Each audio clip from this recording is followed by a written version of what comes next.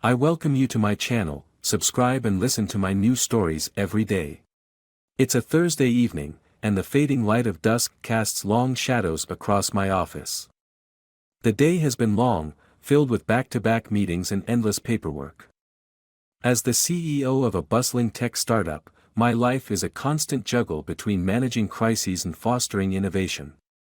But today's chaos is nothing compared to the turmoil I'm about to uncover. I'm just about to shut down my computer when an incoming message notification catches my eye. It's from an open chat app, my wife Melissa's account, which she must have left logged in on my laptop from when I helped her troubleshoot an issue last week. Melissa, my partner of 10 years, also works as the creative director in our company. We've always prided ourselves on maintaining a seamless partnership both at home and at work. Curiosity peaks as I notice the chat window titled, Final Scheduling Details. Assuming it's related to her upcoming campaign launch, I click on the window, expecting to see a discussion of timelines or marketing strategies. Instead, my heart drops into my stomach as the screen loads images that are unmistakably intimate, images of Melissa, not meant for my eyes, sent to someone whose name I don't recognize. The air in the room grows heavy, suffocating, as I scroll through more messages, each one a dagger slicing through the remnants of my trust. The last message stands out, a confirmation of a rendezvous set for tomorrow night. The realization hits me like a ton of bricks, my wife is unfaithful. For a moment, I sit frozen, the weight of betrayal anchoring me to the chair. Then, the numbness gives way to a burning, visceral anger. I've built my life, my company, around trust and integrity, and Melissa has just made a mockery of both. Determined to confront her, I hear the front door of our house click open. Melissa's voice, light and cheerful, calls out, "Honey, I'm home." I close the laptop with a snap and stand, smoothing my shirt as I prepare to face her. My mind races through possible confrontations, but I decide that subtlety will serve me better. I need information, and I need her unaware that I know. "Hey," I say, as she walks into the room, tossing her keys on the table. She's radiant, oblivious to the storm brewing inside me. "Long day." "You have no idea," she sighs, wrapping her arms around me. "I'm just glad to be home with you." I nod, keeping my voice even. "I was just wrapping up some work myself. Noticed you left your chat open on my laptop earlier. Anything I should be aware of for tomorrow?" Her body stiffens slightly, and she pulls back, eyes searching mine. "Just the usual last-minute changes. You know how it goes." "Do I?" I probe, watching her carefully. "Because from what I saw, it seems like you're planning more than just marketing strategies." Melissa's face pales, a flicker of guilt passing over her features before she masks it with confusion. "I don't know what you mean," she stammers. Choosing my words carefully, I step closer. "I think you do. We'll talk more at dinner." I leave the statement hanging between us, a silent ultimatum. As she nods, retreating to change, I turn back to my office, my mind racing. Tonight, I will play the part of the unsuspecting husband, but not for long. I need a plan, a way to unravel the truth without tipping her off. Revenge, cold and calculated, begins to take shape in my thoughts. This betrayal will not go unanswered, and I will make sure of that. The game has just begun, and I intend to play it to the very end. The clink of cutlery against porcelain fills the dining room as Melissa and I sit down to a quiet dinner, an undercurrent of tension threading through the air between us. The table is set impeccably, a silent testament to the life of routine and elegance we've curated over the years. Tonight, however, the usual comfort of our shared meals is overshadowed by the secrets that hang unspoken in the space. Melissa serves herself some salad, her movements deliberate, as if by focusing on the mundane, she can avoid the inevitable confrontation. I watch her closely, noting every slight hesitation, every forced smile. It's clear she's on edge, perhaps suspecting that I know more than I've let on. "So, who's Alex?" I ask abruptly, the name cutting through the clatter of our dinner like a sharp blade. Melissa's hand falters, a cherry tomato slipping from her fork. She recovers quickly, masking her surprise with a light laugh. Alex? Oh, he's just a new vendor we're considering for the marketing materials. Why do you ask? I lean back, my gaze fixed on her. Is that so? Because from the messages, it seemed like you two were, quite familiar. She stiffens, the mask of nonchalance slipping momentarily. It's all professional, I assure you. You know how it is, building rapport with partners. Her voice is steady, but there's a hint of defensiveness that wasn't there before. I nod, feigning acceptance. Of course, building rapport. I pause, letting the silence stretch before adding, speaking of work, I've been thinking of installing new security software across the company. For data protection, you know. It includes email and communication monitoring. Just to keep everything transparent. Her eyes flick up to mine, a flash of panic visible before she controls it. Isn't that a bit invasive? I mean, for the staff's personal communications and all. Perhaps, I concede, swirling the wine in my glass. But necessary, don't you think? In a business like ours, you can never be too careful. We continue eating, the conversation shifting to safer, more neutral topics, but the air is thick with unspoken words and suspicions. As dinner wraps up, Melissa excuses herself early, claiming fatigue. I offer a tight smile, letting her believe she's fooled me for the moment. Once she's gone, I pull out my phone and draft a message to my head of security. It's time to start monitoring Melissa's company communications more closely. If she's hiding something, I'll find out through her messages, her calls, her emails. Every secret has a digital footprint, and I'm about to uncover hers. After sending the message, I stand at the window, looking out into the night. The city lights blur before my eyes, each twinkle a reminder of the duplicity hidden beneath the surface of our lives. I'm no longer just a betrayed husband, I'm a hunter on the trail of deceit. This is just the beginning. Melissa's betrayal has set us on a path from which there's no return. As I plot my next move, I know one thing for certain, the price of her deception will be steep, and I will be the one to collect.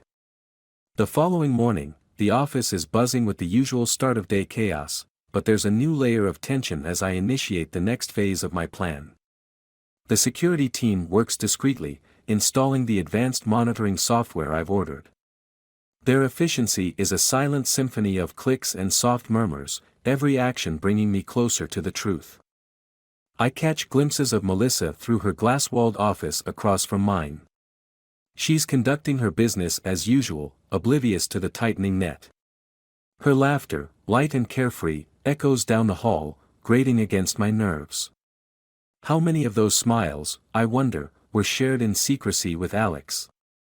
By mid-afternoon, the installation is complete, and I receive a brief nod from my head of security. It's done. We are now capturing every keystroke, every message. I retreat to my office, closing the door with a quiet click that feels like the sealing of fate. No sooner do I sit down than an alert pops up on my screen, a flagged email from Melissa to Alex. I open it, my pulse quickening. The message is laced with innuendo, discussing a special presentation for the evening. My jaw clenches as the betrayal unfolds in high definition right before my eyes. Determined to catch them in the act, I decide it's time for a more direct approach. I dial Melissa's extension, my voice calm and even as I speak. Hey, I need to discuss the budget revisions. Can you come by my office? Sure, give me 5 minutes, she replies, a hint of confusion in her tone. Minutes later, Melissa enters, her demeanor professional yet slightly guarded. You wanted to see me about the budget? She inquires, settling into the chair across from my desk. Yes, but first, there's another matter. I lean forward, folding my hands on the desk. How long has this been going on with Alex? Her facade cracks, her eyes widening momentarily before she regains composure. I don't know what you're talking about. I turn the monitor slightly towards her, displaying the email.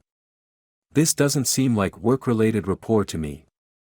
Melissa's face flushes, her lips parting as if to argue, then closing without a word. After a long pause, she sighs, her shoulders slumping. It's not what you think. It's just. Just what? I interrupt sharply. Just a mistake. Or just a game. It was a mistake, she whispers, her voice trembling. One I regret. I study her, searching for any sign of the woman I thought I knew. I want full transparency, Melissa. Everything, or this conversation shifts to our lawyers. Defeated, she nods, her voice a mere whisper. Okay, I'll tell you everything. But I'm not ready to hear her explanations, not yet. Save it. We'll talk tonight at home. And Melissa? I add as she rises to leave, my voice cold and hard, expect consequences. As she exits, the door closing softly behind her, a sense of hollow victory settles over me. Tonight, the full extent of her betrayal will come to light, and from those ashes, my next moves will emerge. Betrayal, after all, invites retribution, and I am just beginning to craft my response. The house is quiet, almost eerily so, as I prepare for the final confrontation. The setting sun casts long shadows across the floor, mirroring the darkening of my thoughts. I've laid out the evidence meticulously, an array of emails, messages, and photos spread across the living room table like a damning mosaic of betrayal. As the clock ticks toward the hour of her return, I pour myself a drink, the ice clinking sharply against the glass. Each sound is a reminder of the cold resolve settling in my chest.